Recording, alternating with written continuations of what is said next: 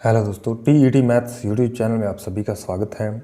और आज की इस वीडियो के अंतर्गत हम थर्ड ग्रेड के लिए परिमेय और अपरिमेय संख्याओं का टॉपिक कर रहे थे।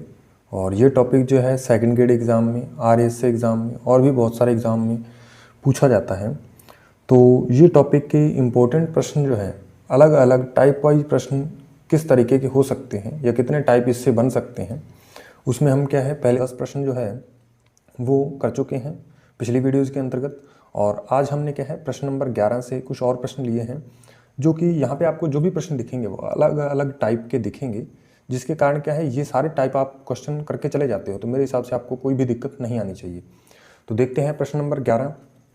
ये जो है प्रश्न नंबर 11 हमसे क्या कह रहा है कि अनवसानी आवर्ती संख्या 0.123 के ऊपर बार है के बराबर भिन्न में इसकी वैल्यू जो है वो क्या होगी। तो आपको क्या है भिन्न में किसी संख्या को हमने चेंज करना सिखाया हुआ है। ये 3 के ऊपर बार है, 0.123 के ऊपर बार है। तो मैंने आपको बताया था पहले आपको पूरी संख्या लिख लेनी है, तो 1 2 3 लिखा जाएगा, उसमें से माइनस कर देनी है जिस संख्या के ऊपर बार नहीं है। सबसे पहले जिस संख्या के ऊपर बार है, जितनी संख्याओं के ऊपर बार है उतने हमें नीचे 9 लिखने होते हैं। तो एक ही संख्या के ऊपर बार है 3 के ऊपर, एक ही संख्या ऐसी है जिसके ऊपर बार है तो एक 9 आएगा। उसके बाद पॉइंट के बाद ऐसी कितनी संख्याएं जिसके ऊपर बार नहीं है, तो ऐसी 2 संख्याएं 1 एंड 2, तो 2 जीरो आ जाएंगे नीचे, तो 2 जीरो आ गई। उसके बाद इसमें से हमें पहले पूरी संख्या लिख लेनी होती है ऊपर 1 2 3, और उसके बाद हमें जो जिसके ऊपर बार नहीं है वो संख्या माइनस करनी होती है। तो 1 और 2 यानी 12 के ऊपर बार नहीं है, तो इसमें से संख्या जो है 12 आपको माइनस कर देनी है। तो ये हमारे पास जो है वो आंसर आ गया। अब देखिए यहाँ पे ये 3 के ऊपर बार है तो हमें पता है एक 9 आएगा, और ये 2 के ऊपर संख्याओं के ऊपर बार नहीं था तो इसके लिए 00 आएगी।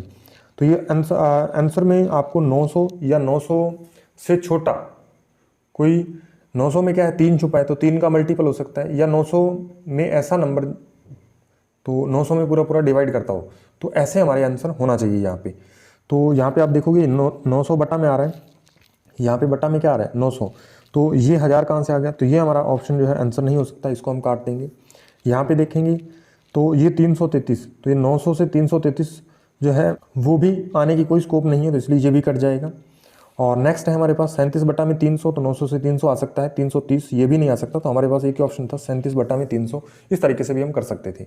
अब इसको थोड़ा और डिटेल से कर लेते, तो इसमें से 12 घटा देते तो आपके पास 1 1 1 बच जाता, और बटा में कितना है 900, और ये किस पहाड़े से कट जाता है तो 3 के पहाड़े से कट जाएगा, तो ऊपर कितना बच जाएगा 37, और बट्टा में कितना आ जाएगा 300।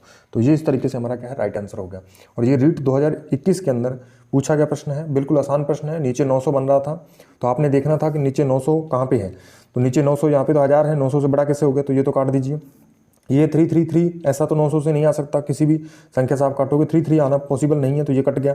अब यहाँ पे आप देखो 33 2 बार आ रहा है तो ये भी नहीं आएगा, ये भी कट जाएगा। तो हमारे पास ऑप्शन क्या बच गया, सी ऑप्शन हमारे पास राइट आंसर हो गया 37 बटा में 300। वैसे आप इसको करना चाहो तो ये आपके पास प्रॉपर मेथड है, आप इससे भी कर सकते हो, कोई दिक्कत वाली बात नहीं। नेक्स्ट हमारे पास प्रश्न नंबर 2 है। अब प्रश्न नंबर 2 में आप देखिएगा तो इस तरीके के प्रश्न में आपको क्या करना होता है, ये भी प्रश्न जो है प्राध्यापक संस्कृत शिक्षा विभाग की जो भर्ती होती है, ये 2012 के अंदर पूछा गया प्रश्न है, और इस तरीके के प्रश्न आते रहते हैं। ये प्रश्न मैंने क्यों लिया, इसके पीछे भी रीजन है। वैसे आपको इसका जोड़ घटाव आपको सिखाया गया है तो आप आसानी से कर सकते हो, लेकिन आपको क्या है इसमें इसको जोड़ना कैसे। सबसे पहले आपको देखना होता है कि इसको हम लिख लेते हैं, जो भी हमारे पास संख्या दे रखी है, ये 2, ये 47 के ऊपर बार था तो 47 क्या है रिपीट होता जाएगा 47, और आगे भी क्या आएगा 47, फिर से क्या आएगा 47, ऐसे आगे रिपीट होता जाएगा। और आगे क्या है 3.53, फिर से क्या आएगा 53, फिर से क्या आएगा 53, फिर से क्या आएगा 53, और आगे चलता जाएगा ऐसे। अब देखिए ये पॉइंट की सीध में पॉइंट लगना चाहिए, पॉइंट की सीध में आपको पॉइंट लगाना है। और फिर आगे क्या है 0.05, दोनों के ऊपर ही बार है तो 05 05 और 05, इस तरीके से ये चलता जाएगा। अब आपको देखना होता है कि कितनी डिजिट के ऊपर बार आएगा और कितनी डिजिट के ऊपर बार नहीं आएगा, ये हमें कैसे पता चलेगा। तो ये मेथड शायद मैंने आपको पहले नहीं बताया, तो अभी आप क्या है इसे नोट कर सकते हैं। हमें देखना होता है कि कितनी संख्याओं के ऊपर बार आएगा, क्योंकि यहाँ पे सभी संख्याओं के ऊपर बार है तो आंसर में भी क्या है बार आएगा। और यहाँ पे आप देखोगे यहाँ पे 2 के ऊपर बार है, यहाँ पे भी 2 के ऊपर बार, यहाँ पे भी 2 के ऊपर बार। तो जब 2 2 के ऊपर सभी में एक जैसे बार के अंदर जो संख्याएं हैं, यहाँ पे भी 2, यहाँ पे भी 2, यहाँ पे भी 2, तो आंसर में भी क्या आएगा 2 आएगा। वैसे मान लीजिए यहाँ पे 2 ना होता तो फिर हम क्या करते हैं, हमें क्या करना होता है, एलसीएम लेना होता है कि यहाँ पे कितने डिजिट के ऊपर बार है, तो 2 के ऊपर बार है। यहाँ पे हमें देखना है कितने डिजिट के ऊपर बार है, तो यहाँ पे भी 2 के ऊपर बार है। यहाँ पे देखना है कितने डिजिट के ऊपर, तो यहाँ पे भी 2 के ऊपर बार। और आप जानते हो 2 का एलसीएम कितना आ जाएगा, 2 आ जाएगा। तो यानी ऐसी हमें 2 संख्याएं मिलेंगी जिसके ऊपर क्या है, बार हो। तो यहाँ पे हमें देखना है कि इसके ऊपर तो कोई बार लगा नहीं रखा, तो ये भी आंसर नहीं हो सकता। इन दोनों में से हमारा कोई आंसर होना चाहिए।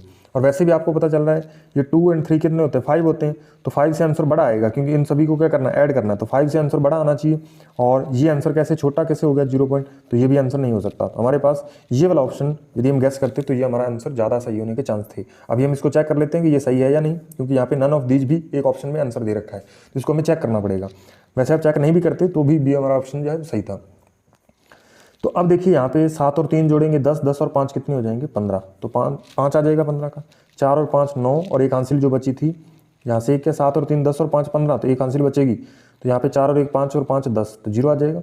और फिर से आप जोड़ोगे तो 15, 15 और 1 कितना हो जाएगा, 16। और फिर से आप जोड़ोगे 4 और 5 9, 9 से फिर 10, और फिर क्या बन जाएगा, ये 15 और 1 16 बनेगा। और फिर यहाँ पे क्या बनेगा 0, और फिर यहाँ पे क्या बनेगा 6, और फिर यहाँ पे 0, और एक आंसर बचेगी जो आगे चली जाएगी और इसमें जुड़ेगी। तो ये 5 और 1 कितना हो जाएगा, 6। तो यहाँ पे लग जाएगा पॉइंट। अब मैंने क्या कहा कि 2 संख्याओं के ऊपर क्या है, बार आना चाहिए। तो 2 संख्याएं आप देखिए रिपीट कौन कौन सी हो रही हैं, तो उसी के ऊपर क्या बार आ जाएगा। तो इस संख्या को हम लिख सकते हैं 0.06 के ऊपर बार। तो ये हमारा क्या राइट आंसर, और यहाँ पे भी आंसर वही आ रहा है। इस तरीके से क्या है, हमें इन संख्याओं को जोड़ना होता है। परिमेय संख्याओं को इस तरीके से जोड़ते हैं। आगे मैंने एक और प्रश्न लिया है जिसके अंदर हमें और भी थोड़ा क्या है क्लियर हो जाएगा कि किस तरीके से आंसर जो है वो आना चाहिए। तो आगे आने पे वो भी प्रश्न हमें और भी आसानी से क्लियर हो जाएगा। ये तो हमने देख लिया कि कितनी संख्याओं के ऊपर बार आएगा। तो हमें क्या करना होता है, जितनी संख्याओं के ऊपर बार है उनका एलसीएम लेना होता है। और एलसीएम में जो भी हमारे पास जितना एलसीएम आ जाता है उतनी संख्याओं के ऊपर तो बार लगता है। और ऐसे क्या है, हमें अब मान लीजिए कोई और संख्याएं होती, जैसे यहाँ पे क्या होता, 5 के ऊपर बार नहीं होता, 3 के ऊपर बार होता, तब क्या है, हमें मैक्सिमम डिजिट फाइंड करने होते हैं। मैक्सिमम डिजिट जिनके ऊपर बार नहीं होता, जिनके ऊपर बार नहीं है, जिस पर बार न हो। तो ऐसे हमें डिजिट देखने होते हैं जिस पर बार न हो। तो जिनके ऊपर बार नहीं होता वो मैक्सिमम डिजिट, जैसे मान लीजिए यहाँ पे एक संख्या के ऊपर बार ना होता, यहाँ पे 2 के ऊपर बार ना होता, तो यहाँ पे आपको 2 लेना था। तो ऐसी 2 संख्याएं में आंसर मिलती जिसके ऊपर बार नहीं होता। ठीक है, अभी आपको शायद समझ में नहीं आया, तो अगले क्वेश्चन में आपको जरूर समझ में आ जाएगा। ऐसा हमने एक और प्रश्न लिया है, तो आप घबराइए मत। तो ये आपको समझ में आना चाहिए कि एलसीएम ले लेते हैं, जिनके ऊपर बार होता है तो उतने ही डिजिट के ऊपर आंसर में भी बार आना ही चाहिए। ठीक है, तो इस तरीके से ये क्लियर हो गया। 6.06 के ऊपर बार आएगा, तो इस तरीके से आपके पास ये आंसर हो जाएगा। चलिए प्रश्न नंबर आगे वाला देखते हैं, प्रश्न नंबर 13। जैसे यहाँ पे आप देखिए, तो हमें क्या है, आंसर जो है वो भिन्न में दे रखा है। इनको हमें पूछ रहा है कि 0.6 के ऊपर बार है, प्लस 0.8 के ऊपर बार है, प्लस 0.92 के ऊपर बार है, प्लस 0.3 के ऊपर बार है। इन सभी को हमें ऐड करना है और आंसर हमें फ्रैक्शन फॉर्म में दे रखा है। तो हमें क्या है, इन सभी को पहले फ्रैक्शन फॉर्म में ही चेंज करके फिर आंसर निकालना है।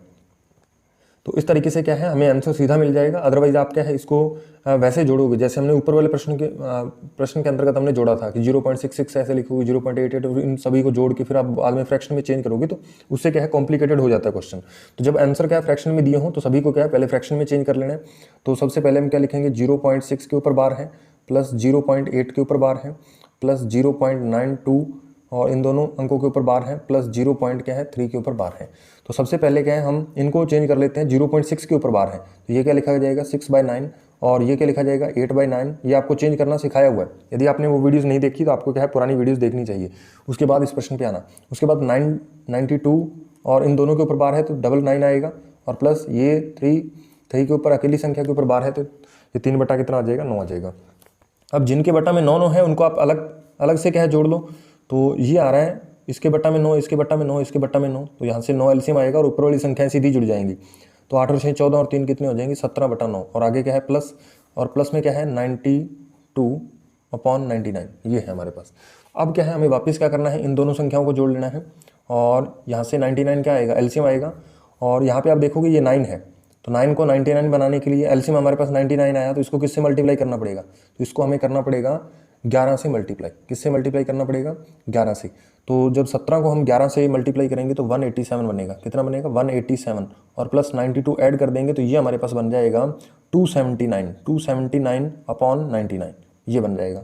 अब आप क्या है, इसे 9 के पाड़े से काटोगे तो 9 × 27, और एक बार 9 × 9 और बट्टा में क्या आ जाएगा, 9 के पाड़े से काटोगे तो 31/11, 31/11, तो ये हमारा आंसर हो गया। और वैसे भी आप क्या है इसे बाय ऑप्शन भी कर सकते थे, कोई दिक्कत वाली बात नहीं थी। अब बाय ऑप्शन कैसे करते, अब बटा में यहाँ पे आप देखोगे ये हमारे पास क्या है, अशांत दशमलव हैं, सारे अशांत दशमलव हैं, तो इसका आंसर भी क्या आना चाहिए, अशांत दशमलव आना चाहिए। तो ये ऑप्शन तो शांत दे रखा है, क्योंकि 10 में मैंने आपको बताया था कि यदि किसी भी परिमेय संख्या के हर के अभाज्य गुणनखंड 2 गुणा 5 की पावर n के रूप में है, यानी 2 की पावर m गुणा 5 की पावर n के रूप में है, तो उसका दशमलव प्रसार कैसा होता है, शांत होता है। तो यहाँ पे आप देखोगे 2 और 5 आ रहा है, तो इसका तो दशमलव प्रसार क्या है, शांत है, तो ये तो कट गया, ये तो आंसर हो नहीं सकता। और यहाँ पे आप देखोगे ये 12 इनका क्या है, अशांत है, तो हम 3 ऑप्शन में फिर भी फंस जाते हैं, तो हमें फिर भी कैलकुलेट पूरा तो करना ही पड़ता। तो ये क्या है, आप देखोगे तो आपको क्या है, सीधा इस तरीके से आपको नहीं लिखना, आपको क्या है सीधा ये वाला स्टेप लिखना है, ये वाला स्टेप, ठीक है। आप देखोगे ये इसके ऊपर एक संख्या के ऊपर बार तो बटा में 9 आएगा, इसके ऊपर भी एक ही संख्या के ऊपर बार है तो बटा में 9, इन सभी के बटा में 9 आएगा, तो आप सीधा इन संख्याओं को ऊपर वाली को जोड़ दो, 8 और 6 14 और 3 17, 17/9, सीधे आप इस स्टेप पे आओगे, ये वाला स्टेप नहीं लिखोगे।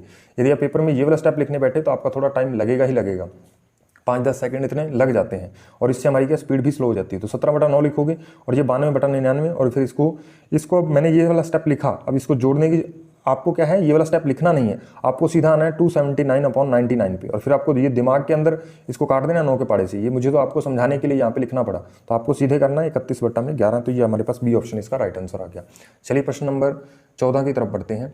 तो प्रश्न नंबर 14 क्या कहते हैं, प्रश्न नंबर 14 देखिए, तो 0.11 के ऊपर बार है प्लस 0.22, 11 नहीं से वैसे बोला जाता, 11 बोलना है, लेकिन बोलने के लिए आ जाए तो कोई दिक्कत नहीं, आपको समझ लेना। 0.22 के ऊपर बार है, और फिर इसको मल्टीप्लाई करना है 3 से, और अपॉन में है ये क्यूब रूट है, क्यूब रूट ऑफ 0.037, और तीनों डिजिट के ऊपर बार है। इसका क्या है, हमें आंसर इसको सिंप्लीफिकेशन करके हमें लिखना है कि इसका आंसर क्या आएगा। तो सबसे पहले ये 11 के ऊपर क्या है, यानी 2 डिजिट के ऊपर बार है, तो ऊपर क्या हमें लिखना पड़ेगा, 11 और अपॉन क्या बनेगा, 99, ये आपको सीधा लिखना सिखाया हुआ है, प्लस ये 22 बटा में कितना आ जाएगा, 99 आ जाएगा। और उसके बाद क्या है, गुणा में कितना है, गुणा में क्या है 3 है, और अपॉन में कितना आएगा, ये आपको इस तरीके से आपको क्या है, इसको भी चेंज करना पड़ेगा। इसको चेंज करने के लिए हम क्या करते हैं, 0.37 है तो 37 लिखा हुआ है, तो 37 को हम 37 लिख लेंगे, 0.37 लिख लो, एक ही बात है। और इसके बाद क्या, तीनों संख्याओं के ऊपर क्या है, बार है, तो 999 ये आएगा, ठीक है। और यहाँ पे ये क्यूब रूट इसका लेना है, ये आपको ध्यान रखना है। तो ये आ गया हमारे पास। अब क्या है, अब हमें इसको क्या है थोड़ा हल कर लेना है। तो ये हमारे पास बन जाएगा, जब आप इन दोनों को एलसीएम लोगे तो आप जोड़ोगे तो ये आ जाएगा 33 बटा में क्या आएगा, 99, 33 बटा में 99। वैसे ये क्वेश्चन जो है आपको क्या है माइंड में ही कर लेना होता है कैलकुलेट, लेकिन कोई बात नहीं। अब यहाँ पे आप देखिएगा ये 37 जो है 999 से आपको काटना है, तो ये 37 के पहाड़े से ही कट जाएगा, तो ये आ जाएगा 27, कितना आएगा 27, तो ये बन गया 1/27। देखिए ये मुझे कैसे पता चला कि ये 37 जो है इससे क्या है 27 बार कट गया। तो देखिए 37 जो है ये एक ऐसा नंबर है जिसको हम 3 से मल्टीप्लाई करें, 3 से मल्टीप्लाई करें तो 111 आ जाता है, 1111 ये आ जाता है, ठीक है। 3 बार 11 आ जाता है, यानी 111 आता है। ये आपको ध्यान रखना है। यदि आपको कैलकुलेशन थोड़ा तेज करनी है तो आपको कुछ नंबर्स के आपको मल्टीप्लिकेशन आपको याद रखने पड़ेंगे, आंसर सीधे याद रखने पड़ेंगे, सभी के नहीं, कुछ एक नंबर हैं जो स्पेशल नंबर होते हैं, आपको उनके बारे में थोड़ा पता होना चाहिए। 37 को 3 से गुणा किया तो 111 आएगा, यह बात आपको ध्यान रखनी है। अब क्या है, यदि मैं इसे 9 से गुणा और कर दूँ, यानी 3 से पहले गुणा किया, 9 से और गुणा कर देता, यानी मैं 37 को किससे गुणा कर दूँ, 37 को मैं 27 से गुणा कर दूं, तो ये क्या बन जाएगा 999, ये बन जाएगा। ये बात आपको ध्यान रखनी है, क्योंकि 3 से गुणा करने पर ये आया, और इसको मैं वापस 9 से गुणा कर दूं तो ये मेरे पास आ जाएगा, ठीक है। तो इधर 9 से गुणा की तो इधर भी 9 से गुणा करना पड़ेगा, और 3 को 9 से गुणा होगा तो क्या बनेगा 27 बनेगा। तो इस तरीके से 37 गुणा 27 ये आपको पता होना चाहिए कि 999 होता है। इसलिए यहाँ पे क्या आ गया 27 आ गया नीचे, क्योंकि 37 से कम 37, और इसको कितनी 27 बार काटेंगे तो 999 आ जाएगा। अब ये 33 या 99, तो ये 99 ऊपर 99 बनेगा, और ये 99 से कट जाएगा, और यानी हमारे पास ऊपर क्या बच गया 1, और नीचे आप देखोगे तो ये क्यूब रूट लेना है, तो 1 और 1 का क्यूब रूट तो 1 ही आएगा, और 27 का क्यूब रूट क्या होता है 3, और ये 1/1 ऊपर जाएगा तो क्या बन जाएगा 3 बन जाएगा। तो इस तरीके से हमारे पास जो इसका राइट आंसर है वो कितना आ जाएगा, बी ऑप्शन कितना आ जाएगा 3 आ जाएगा। उम्मीद है ये क्वेश्चन भी आपको आसानी समझ में आया होगा। अब ये आपको दिखने में लग रहा होगा कि हमने समझाते वक्त क्या है इतना इसको लिख दिया, लेकिन आपको इतना पेपर में नहीं लिखना। आपको ये वाला स्टेप आपको सीधा ही जोड़ लेना है कि ये 11/99 बनेगा, ये 22/99, इनको जोड़ेंगे तो ये कितना 33/99, और ये 33 ऊपर होगा तो 3 से गुणा की 99/99 ऊपर कट के 1 बन जाएगा। ये यदि आप स्टेप जिस दिन करना सीख गए उस दिन क्या है आप मैथ के यदि 30 प्रश्न आते हैं हमारे एग्जाम में तो वो आप क्वेश्चन जो है 15 या 10 मिनट में आप आसानी से कर पाओगे। तो इस तरीके से आप कर पाओगे। वैसे भी हमारे पास समय ठीक ठाक रहता है, तो आप करना चाहो तो कैलकुलेट कर भी सकते हो, इस तरीके से भी करोगे तो भी हो जाएगा, बस आपकी स्पीड थोड़ी अच्छी होनी चाहिए। इस तरीके से क्या है, बाकी ये नीचे वाले को हमें क्या है उसको भी हमें फ्रैक्शन फॉर्म में चेंज कर देना, और उसके बाद आपको क्या है उसका क्यूब रूट ले लेना, आपके पास आंसर क्या आ जाएगा 3 आ जाएगा। नेक्स्ट क्वेश्चन देखते हैं, क्वेश्चन नंबर 15। तो क्वेश्चन नंबर 15 में आपको क्या है वापस से क्या है जोड़ दे रखा है। क्वेश्चन नंबर 15 देखिए, क्वेश्चन नंबर 15 में आप देखोगे तो 22.4 के ऊपर बार प्लस 11.567 यानी 2 डिजिट के ऊपर बार 6 7 के ऊपर बार और माइनस 33.5 और 9 के ऊपर बार है। ठीक है, तो इसको हमें क्या है यानी पहले इन दोनों को ऐड करना है और फिर ये वाला माइनस कर देना है। इससे जो है आंसर क्या आएगा, अभी मैंने बताया था यहाँ पे आप देखिए आंसर जो है वो क्या है, इसी को सीधे ही जोड़ के बार फॉर्म में दे रखे हैं, बार वाले रूप में दे रखे हैं आंसर कि इसके ऊपर बार लगा हुआ है, यानी फ्रैक्शन फॉर्म में आंसर नहीं दे रखे। तो हमें फ्रैक्शन में इसको पहले चेंज नहीं करना, ऐसे नहीं कि इसको पहले फ्रैक्शन में चेंज करोगे, इसको भी करोगे, फिर इसको करोगे, फिर इनको सिंप्लीफाई करोगे और फिर उसके बाद वापस आपको क्या है आंसर जो है वापस बार में आपको लिखना पड़ेगा। तो इसमें बहुत ज़्यादा समय लग जाएगा। तो आंसर जिस फॉर्म में हो हमें कैलकुलेट भी उसी फॉर्म में ही करना है ताकि वो आसानी से जल्दी हो जाए। तो अब क्या है हमें, अब देखिए इस प्रश्न को हमें कैसे करते हैं, और इस प्रश्न को करने के लिए हमें सबसे पहले देखना है कितनी संख्याओं के ऊपर बार आएगा। तो कितनी संख्याओं के ऊपर बार आएगा, यहाँ पे आप देखोगे तो एक संख्या है तो एलसीएम हमें लेना होता है, तो एलसीएम लेंगे। यहाँ पे जितनी संख्याओं के ऊपर बार है वो एक लिखेंगे, एक। यहाँ पे 2 संख्याओं के ऊपर बार है तो 2 आएगा। यहाँ पे फिर से क्या है एक संख्या के ऊपर बार है, यानी इनका एलसीएम कितना आएगा 2, यानी 2 संख्याएं ऐसी होंगी जिनके ऊपर बार आ रहा होगा। तो 2 संख्याएं, यहाँ पे 2 संख्याएं दे रखी है, यहाँ पे भी 2 और यहाँ पे 1, तो यह तो आंसर नहीं हो सकता, और यहाँ पे 3 तो ये भी आंसर नहीं हो सकता। तो इस तरीके से आप ऑप्शन को आसानी से काट पाओगे यदि आपको इतना सा कॉन्सेप्ट भी पता है कि कितने डिजिट के ऊपर बार आएगा। और वो हम कैसे कैलकुलेट करते हैं, आपके पास जो भी डिजिट के ऊपर बार दिया होता है, कितनी संख्याओं के ऊपर बार लगा है, उसको आपको वो नंबर लिखने होते हैं कितनी संख्याओं के ऊपर बार लगा है। यहाँ पे एक ही संख्या ऐसी है जिसके ऊपर बार लिखा तो हमने 1 लिख लिया, यहाँ पे 2 संख्याओं के ऊपर बार लिखा था 2 लिख लिया हमने, यहाँ पे 1 संख्या थी तो 1 हमने लिख लिया। इनका एलसीएम लिया तो 2 आ गया। तो हमें आंसर में भी हमें क्या है 2 डिजिट ऐसी मिलेंगी जिसके ऊपर बार लगा होगा। तो हमने देखा कि इसके ऊपर 3 था, 3 के ऊपर बार लगा तो ये तो आंसर हो नहीं सकता, ये एक ही के ऊपर बार लगा है तो ये भी आंसर नहीं हो सकता, इन दोनों में कोई आंसर होना चाहिए। तो अब देखिए इसको घटाने का तरीका क्या रहेगा, उसके बाद हमें देखना है कि कितनी संख्याओं के ऊपर डिजिट के ऊपर बार नहीं है। ये तो हमने देख लिया कि 2 के ऊपर बार आएगा, लेकिन यहाँ पे हमें देखना है कितने डिजिट के ऊपर बार नहीं आएगा। तो यहाँ पे तो सभी हमें जिन डिजिट के ऊपर बार नहीं आएगा उसके लिए हमें मैक्सिमम ऐसे डिजिट देखने होते हैं जिनके ऊपर बार नहीं आ रहा। तो ऐसे डिजिट कितने हैं, यहाँ पे तो एक भी डिजिट नहीं है, यहाँ पे एक ही डिजिट है, तो यहाँ पे एक डिजिट है, यहाँ पे देखेंगे आगे कुछ भी, यहाँ पे भी कितना है, एक डिजिट है, तो यहाँ पे भी एक डिजिट है। तो आंसर में भी क्या है मैक्सिमम एक डिजिट ऐसा होगा जिसके ऊपर बार नहीं होगा। यहाँ पे आप देखोगे ये तो ऐसी कोई यहाँ पे संख्या आ ही नहीं रही जिसके ऊपर बार नहीं है, तो ये भी आंसर नहीं हो सकता। इस तरीके से हमारा बिना कैलकुलेशन के आंसर क्या आ गया 0.412 आ गया, क्योंकि यहाँ पे एक डिजिट ऐसी मिलनी चाहिए जिसके ऊपर बार ना हो। वो हमें कैसे देखनी होती है, मैक्सिमम डिजिट देखने होते हैं जिनके ऊपर बार नहीं। जैसे मान लीजिए यहाँ पे क्या है 1 के ऊपर बार नहीं, मान लीजिए इन दोनों संख्याओं के ऊपर बार नहीं होता तो यहाँ पे क्या आ जाता, हम 2 लेते हैं, यहाँ पे 1 और 2, तो यहाँ पे फिर 2 संख्याएं हमें ऐसी मिलती जिसके ऊपर बार नहीं आता। ये बात आपको ध्यान रखनी है, यानी जब हम बार देखेंगे कितनी संख्याओं के ऊपर आ रहा है तब तो हम लेंगे एलसीएम, और जब हम देखेंगे बार नहीं आ रहा ऐसी कितनी संख्याएं हैं तो हम लेंगे मैक्सिमम डिजिट जिसके ऊपर बार ना आ रहा हो, और उसमें सबसे ज़्यादा डिजिट जो होंगी वही हमारा आंसर हो जाएगा, उतने डिजिट के ऊपर बार नहीं आएगा। इस तरीके से हमारा बिना कैलकुलेशन के ये आंसर आ गया। बाकी आपको इसको क्या है डिटेल से करना था, ये 22.444444 इस तरीके से ये आप लिख लेते। उसके बाद क्या है इसके नीचे क्या लिखते 11.567 आगे रिपीट हो रहा है तो 67 ही रिपीट करेंगे, और उसके बाद माइनस एक ही स्टेप में आप लिख लीजिए। इसे पहले ऐसे नहीं कि इन दोनों को जोड़ लिया फिर इसको घटाया, ऐसे भी कर सकते हो, लेकिन आप एक ही स्टेप में करोगे तो ज़्यादा आसान रहेगा। तो ये 5 और 9 आएगा इस तरीके से। अब हमें क्या करना है, इधर से हमें घटाना स्टार्ट करना है, इन दोनों को जोड़ना है और ये वाली संख्या घटानी है। 7 और 4 कितने हो जाए 11, 11 में से 9 गए तो कितने बचेंगे, 11 में से 9 गए तो 2 बच गए। उसके बाद 6 और 4 10, 10 में से 9 गए तो 1 बच गए। उसके बाद फिर 11 बन गए, 11 में से 9 गए फिर कितने बच गए 2, और फिर से क्या आएगा यहाँ पे 6 और 4 10, 10 में से 9 गए 1 बचा, फिर से आ जाएगा 2, फिर से क्या आएगा 1 आएगा, और फिर से क्या आएगा अब यहाँ पे आप देखिएगा ये 4 6 और 4 10, 10 में से 9 गए तो 1 बच गया। लेकिन यहाँ पे आप देखोगे 4 और 5 9, 9 में से 5 गए तो कितने बचेंगे, 9 में से 5 गए तो कितने बच गए, 4 बच गए। ये बात आपको ध्यान रखनी है। ऐसे नहीं कि आप उसी पैटर्न को रिपीट करते हो, तो कई बार हो जाता है कि हम उसी पैटर्न को रिपीट करते करते आगे बढ़ जाते हैं और फिर आंसर कोई और टिक करके आगे वहाँ पेपर में कोई और आंसर टिक करके आएंगे, लेकिन हमें वो नहीं करना। 4 और 5 9, 9 में से 5 गए तो कितने बच गए, 4। अब ये तो 2 और 1 3, 3 में से 3 गए तो 0, और ये जो भी 3, 3 में से 3 की 0, यानी ये हमारे पास संख्या बन गई। तो इस तरीके से हम इसको ऐसे भी लिख सकते हैं 0.412 इन दोनों संख्याओं के ऊपर बार, क्योंकि 1 2 1 2 1 2 ऐसे रिपीट होता जाएगा, तो 4 के ऊपर बार नहीं आएगा। ये आपको ध्यान रखना है। तो ये हमारा क्या है, आंसर, राइट आंसर हो गया। इस तरीके से हम इसे कर सकते थे। उम्मीद है ये प्रश्न भी आपको आसानी से समझ में आ गया होगा, इसमें भी कोई दिक्कत वाली बात नहीं है। अब क्या है, एक नेक्स्ट प्रश्न है जो आपको खुद करके आना है, ये वाला प्रश्न, प्रश्न नंबर 16। अब इसमें क्या है, आपको बिल्कुल वैसे ही देखना है कि यहाँ पे सबसे पहले हम देखें कितनी डिजिट के ऊपर बार आएगा। तो यहाँ पे हम देखते हैं, एक तो एलसीएम लेना पड़ेगा इसके लिए। एलसीएम यहाँ पे कितने नंबर के ऊपर बार है, 2 के ऊपर, तो यहाँ पे 2 आ जाएगा। और यहाँ पे 3 ऐसी संख्याएं जिसके ऊपर बार है, तो एलसीएम इसका कितना आएगा, 2 और 3 का 6, यानी ऐसी 6 डिजिट हमें मिलने वाली हैं आंसर के अंदर जिसके ऊपर बार होगा। ये बात आपको ध्यान रखनी है। और अब हमें देखना है कि कितनी डिजिट के ऊपर बार नहीं आएगा, तो उसके लिए हम मैक्सिमम डिजिट देखते हैं जिसके ऊपर बार नहीं आ रहा।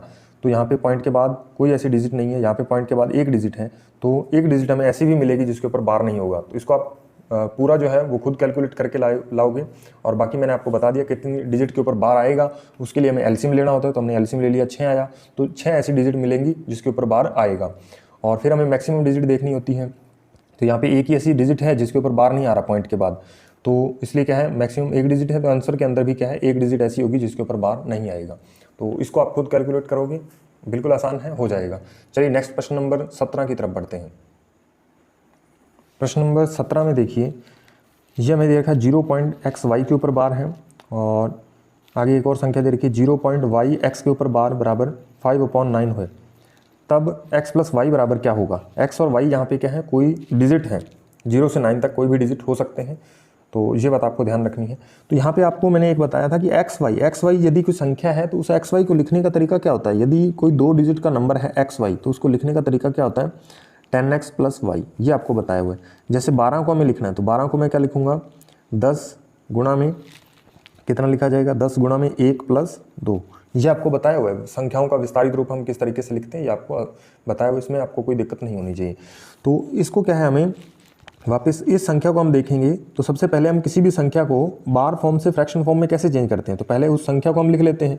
तो ये संख्या एक्स वाई है, एक्स वाई ना होकर के ये संख्या क्या है, 10x प्लस वाई, तो ये पहले हम संख्या लिखेंगे 10x प्लस वाई, और इसमें से वो वाली संख्या घटा देते हैं, वो वाली संख्या घटाते हैं जिसके ऊपर बार नहीं है। तो x के ऊपर बार नहीं है, तो इसमें से क्या करेंगे, x जो है घटा देंगे।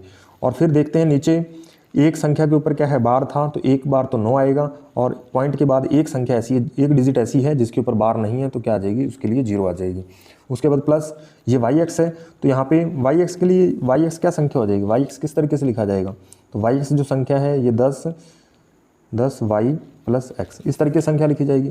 तो ये 10y प्लस x, पहले पूरी संख्या लिख लेते हैं, उसमें से वो संख्या घटा देते हैं जिसके ऊपर क्या है, बार नहीं है। तो y के ऊपर बार नहीं है, तो y को हमने क्या किया, घटा दिया। और बटा में हमें क्या लगाना होता है, देखना होता है कितनी संख्याओं के ऊपर बार है, तो एक संख्या के ऊपर बार है, तो एक 9 आ जाएगा।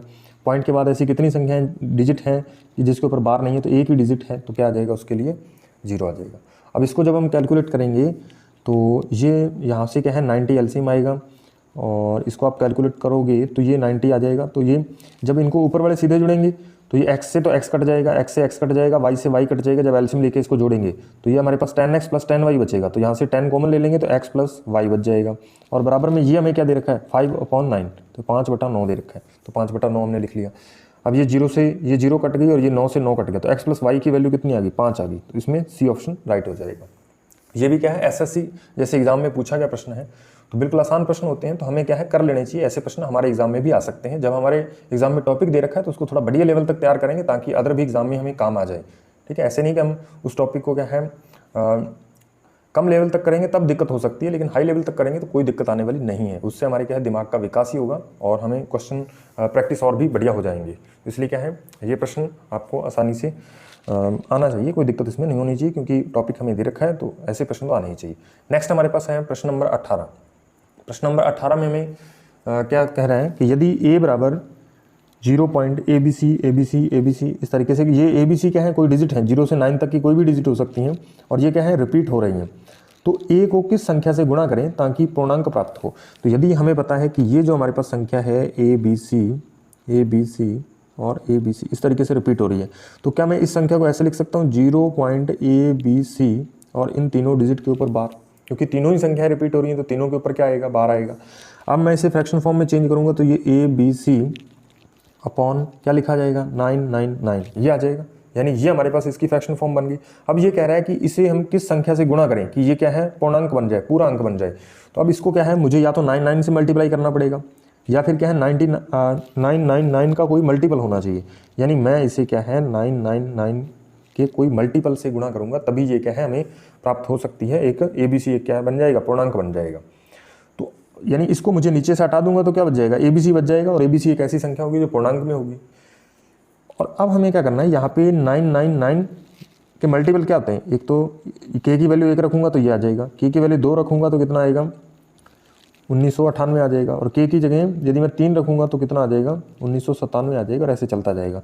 अब यहाँ पे आप ये वाली वैल्यू भी रख सकते हो, ये वाली वैल्यू भी रख सकते हो, ये वाली वैल्यू भी रख सकते हो, तो भी ये क्या है 999 या 999 इनसे कट जाएगा सभी से, तो हमें क्या है पूर्णांक देगा।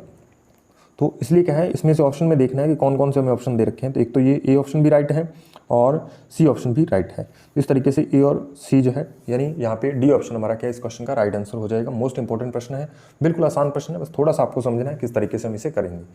तो ये प्रश्न नंबर 18 भी आपको आसानी समझ में आ गया होगा। चलिए प्रश्न नंबर जो है 19 देखते हैं किस तरीके से हम करेंगे। देखिए, परिमेय संख्याओं का वर्गमूल हम कैसे निकालते हैं और घनमूल कैसे निकालते हैं। घनमूल वैसे हमने पिछले क्वेश्चन में देख लिया, तो 0.037 के ऊपर बार है, इसका घनमूल आप खुद कैलकुलेट करोगे, ठीक है। और ये वाला क्वेश्चन देखिए, 0.04 का वर्गमूल क्या होगा। अब हमें यहाँ पे स्क्वायर रूट निकालना है। 0.04 के ऊपर क्या है, बार है। तो सबसे पहले जब भी आपको क्या है, इसका वर्गमूल पूछा है, यानी इसका अंडर रूट हमसे पूछा है, उसका अंडर रूट निकालने के लिए सबसे पहले आपको अंडर रूट तो लगाना ही है। लेकिन इस 4 के ऊपर बार लगाए तो इसको मैं क्या लिख सकता हूँ, 4/9 लिख सकता हूँ। यानी आपको क्या है, इसको पहले फ्रैक्शन फॉर्म में चेंज करना ही पड़ेगा, तभी इसका आंसर आएगा। ऐसे नहीं कि इसका आंसर आप क्या कर दो, 0.2 कर दो। 0.2 करोगे तो आंसर गलत हो जाएगा, इसके ऊपर बार लगा देते हैं कई बार। तो यानी सी ऑप्शन कई बच्चे मार्क करके आगे बढ़ जाते हैं, जो कि बिल्कुल इसका आंसर गलत है। तो पहले हमें क्या करना है, इसको फ्रैक्शन फॉर्म में चेंज कर लेना है। तो ये बन जाएगा 4/9 बनेगा। तो इस 4 का अंडर रूट अलग लेना है, तो 2 कितना बनेगा, 3। तो ये 2/3 इसका राइट आंसर है। तो बी ऑप्शन इसका राइट आंसर होगा। इस तरीके से हमें करना है, ना कि उस क्वेश्चन को देखते ही क्या करना है, उस क्वेश्चन को देखते ही हमें क्या है, सिंपल संख्याओं की तरह वर्गमूल हमें नहीं लेना, क्योंकि ये जो है रिपीटिंग डेसिमल है, रिपीट होने वाले डेसिमल है। तो इसका पहले हमें क्या है, इसको फ्रैक्शन फॉर्म में चेंज करना है, और फिर क्या है उसका हमें अंडर रूट जो है वो कैलकुलेट करना है। तो इस तरीके से हमारा आंसर जो है वो क्या आ जाएगा, 2/3 आ जाएगा। तो इस तरीके से ये सिंपल से प्रश्न आते हैं, और थर्ड ग्रेड एग्जाम में कोई ज़्यादा हाई लेवल के प्रश्न नहीं आएंगे, बस इसी तरीके के प्रश्न आएंगे। 0.4 के ऊपर बार लगा देगा और इसका वर्गमूल ऐसा पूछ लेगा, और या फिर 0.037 के इसका घनमूल पूछ लेगा। और ये दोनों प्रश्न, ये अधिकतर क्या है, ये दोनों ही प्रश्न आते हैं, और डाटा भी इसमें क्या है, यही रहता है। तो आपको क्या है, सीधा भी पता होना चाहिए कि 0.4 के ऊपर जब बार लगा तो इसका आंसर 2/3 होगा, और 0.03 के ऊपर बार लगा तो वो आपको कैलकुलेट करके निकालना है कि इसका आंसर क्या होगा। तो इस तरीके से क्या है, ये प्रश्न आसानी से किए जा सकते हैं, कई एग्जामों में ये रिपीट होते रहते हैं। तो चलिए नेक्स्ट प्रश्न नंबर 21 देखते हैं। प्रश्न नंबर 21 में हमें दे रखा है 1 व 2 के बीच 4 परिमेय संख्याएं ज्ञात करो। तो जब क्या है, इस तरीके से क्या है, हमसे पूछ ले कि इनके बीच परिमेय संख्याएं ज्ञात करो, और हमें नंबर दे दे 4 करो, 8 करो, 10 करो, जितने भी कह दे। तो सबसे पहले क्या हमें करना है, ये जो 4 संख्याओं की पूछ रहा है, तो हमें क्या करना है, इसमें 1 ऐड कर देना है। 4 और 1 कितने हो जाएंगे, 5। अब हमें क्या है, ये जो नंबर हमारे पास 5 आया, इसको हमें 1 व 2 के बीच क्या है, हमें 5 क्या है परिमेय संख्याएं ज्ञात करनी है। इसको हमें लिख लेना है 1/5, और इसको क्या है, हमें ऊपर नीचे 5 से मल्टीप्लाई कर देना। तो 1 को हमने 5 से मल्टीप्लाई कर दिया, और नीचे भी 1/1 को क्या लिखा जा सकता है, 1/1 लिखा जा सकता है। तो इसको मैं 5/5 लिख देता हूँ। और ये 2 को मैं क्या लिख सकता हूँ, 2/1। तो इसको मैंने ऊपर भी 5 से मल्टीप्लाई कर दिया, नीचे भी 5 से मल्टीप्लाई कर दिया। यानी ये हमारे पास क्या बच गया, 5/5, और ये कितना बन गया, 10/5। यानी 5/5 से लेके आप 10/5 के बीच 4 परिमेय संख्याएं आसानी से निकाल पाओगे। और हम लिख भी देते हैं। तो एक संख्या हो जाएगी 6/5, दूसरी संख्या हो जाएगी 7/5, तीसरी संख्या हो जाएगी 8/5 और चौथी संख्या हो जाएगी 9/5। इस तरीके से क्या है हम ये चारों संख्याएं हम कैलकुलेट कर सकते हैं कि परिमेय संख्याएं क्या क्या होंगी 1 व 2 के बीच।